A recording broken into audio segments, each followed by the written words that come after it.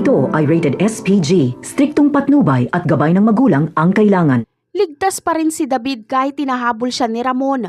Huhubarin niya lang ang kanyang jacket at hindi na mahalata ni Ramon na anak niya pala ang kanyang hinahabol.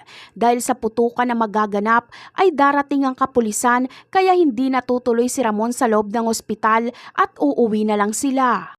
Sa susunod na araw ay pupunta si Ramon sa ospital ng mag-isa.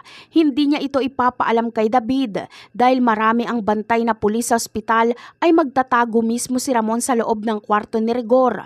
Doon niya aabangan si Marites pero sa hindi inaasahang pagkakataon ay magigising na si Rigor. Sa unang pagdilat ni Rigor ay mukha ni Ramon ang kanyang makikita. Pero walang magawa si Rigor dahil paralisado na siya. Nakakarinig siya pero hindi siya makapagsalita at hindi niya rin maigalaw ang kanyang katawan. Ginawa siyang lumpunitang gol. Gusto siyang tapusin na ni Ramon pero sapat na kay Ramon na makita ang kalagayan ni Rigor. Dito ay sasabihin ni Ramon kay Rigor na kaya siya nasa ospital ay para kunin si Marites at mabuo ang pamilya nila kasama si Tanggol. Mapagtatanto naman ni Rigor na si Ramon ang lalaki ni Marites pero wala nang magagawa si Rigor. Ito ang kanyang karma. Maluluha na lang siya.